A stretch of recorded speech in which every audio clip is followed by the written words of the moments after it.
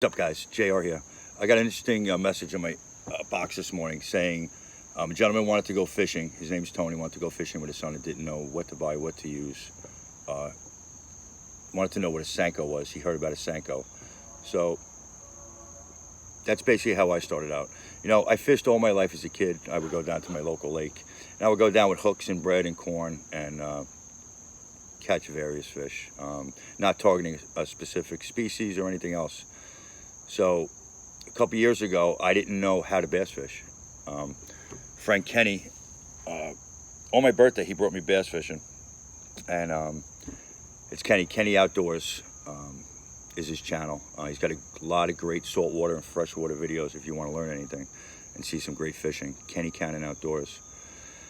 I started out with a basic worm hook. It's a 1/0 circle hook. Circle meaning it's got that little bend right there. Okay, you can get what's called an octopus hook. That's fine too. It's just straighter up. The hookup ratio on these is great because of that curve. All right, I'm going to show you how I learned the very beginning, the most basic setup. I'm going to start off with a 3-inch Senko. This happens to be a green pumpkin magic, they call it. It's got some flake in it. Okay, it's 3 inches. I learned on 3 and 4-inch Senkos. This would be a 4-inch Senko. This is a watermelon color. And this is 3-inch. 3-inch is great for beginners. The most important thing that I also learned in the beginning was I was hooking the hook directly through the Senko. Like that. That's fine. That's great. And it works. But after casting it 3 or 4 times, what happens is this hook is going to rip through this plastic. And you're going to go through these worms. A lot of worms. And these worms, Yamamoto, they're about $8 a bag, and you get about 8 to 10, I'm guessing. So it could get pretty costly. So what I learned was these little O-rings. You could buy them. Eagle Claw sells them. VMC sells them in Walmart, Bass Pro Shops, or whatever.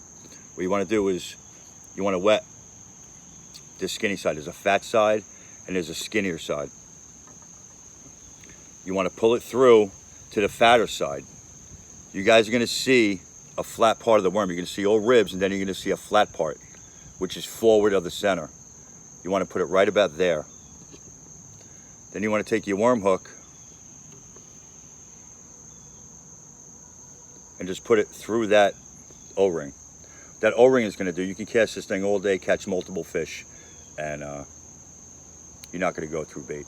And the hookup ratio, it's an open hook. This is called a wacky rig setup. Wacky, it's wacky. It does wacky things when you pull it. How you fish these, you throw them out, let it hit the bottom, and you're just jerking it. Then every once in a while, you just want to raise your rod and slide it on the bottom, like any worm fishing, okay? Bottom is where you want to be fishing with these. You don't want to be reeling them in. It's not a crankbait, it's not a swim bait. Okay, so this is your most basic rig right here if you want to begin fishing and have fun for largemouth bass. Smallmouth bass, you can even get perch on these, okay? I'm going to show you another setup right now. This is an offset shank worm hook. It's got the offset up top, and we're going to show you what these are used for. There are several different sizes of these as well. You know, with this worm hook too, I use a 1/0. It's perfect for largemouth bass. You can get them in 2, 3, and 4 size. They get bigger and bigger. But this is pretty common, pretty safe to use. You got your offset shank worm hook. What you want to do with these, I usually, this particular one is a longer, skinnier shank. It's skinnier, all right? I'm going to show you the next hook is going to be a little wider. It's a wide gap shank hook. What we want to do is you want to stick it through the center and out, not that far down, because the space between where you hooked it and the top of this worm, you want to sit on top. It goes down and in. You want this worm to sit here so this little won't let the worm come down, okay? You want to measure your hook to the bottom right here. That's where your hook's going to enter. I just pull down a little extra. I put it in. That worm's got to be straight, just like that, all right? Now, if I was to do this, if I was to bury this hook in the worm and leave it in the worm, that would just be a Texas rig. Texas rig is a method where it's weedless. I could pull this through the weeds. It's not going to get hooked on anything because this hook is buried in the worm. Okay? It's not going to get snagged on anything. Great way to do it. The other way they're doing it now, it's called a Texpose. The Texas rig, but it's exposed. Right? So what we do is we want to line that up, that hook. We want to pop it through and then pull this down, or pull it up a hair and bury the hook right in just the very tip of it, okay? So when the bass comes down on it, he's gonna come down and it's gonna break just like that. And it's exposed and he's hooked. He's got no chance. All right, so what we're doing is we're just burying it right like that, okay? And that's how we do a Texpose. Great way to fish. Cast it out and we're just lifting our rod. We can jerk it here and there, give it a couple little pulls and keep it on the bottom. Keeping it on the bottom is key. All right. Our next shank, offset shank hook is African Special. Just learned about these. Black with a bunch of different color flakes in it.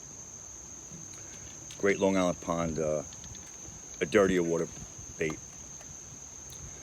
Now I want you to see the difference between this hook and this hook. These are both offset shank ring worm hooks. One is wider and one is skinnier, okay? What I like about these wide ones, this happens to be a 4-0 worm hook, offset up top. These are a universal hook. What I like putting these on, because I can throw a worm on it.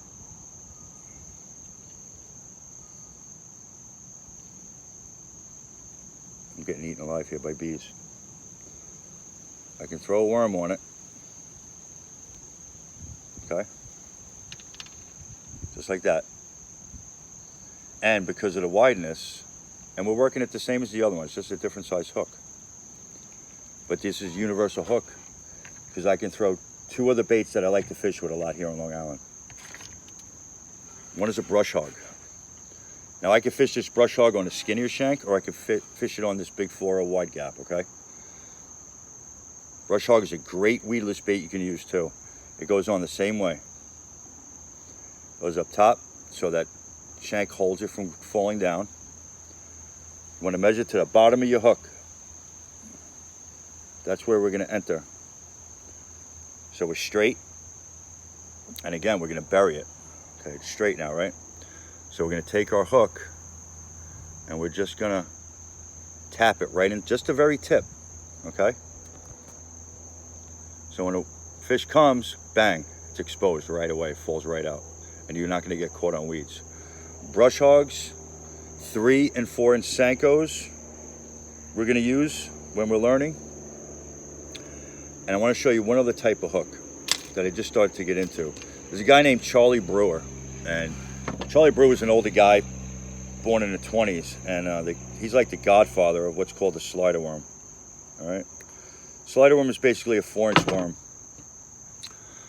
But you have slider hooks. It's a little weighted hook. You can get them in different weights, 1/8, 3/8, half. I don't know if you can get them half, but just a little weighted hook, okay? And they're specially designed slider worms. Slider worms having a paddle tail, and they're 4 inches. And you fish these a little bit different than you do the wacky and the Texas rig. So what I do, I'm gonna hook it up the same way. I'm gonna put it up top. Make sure it's on that shank so it holds it.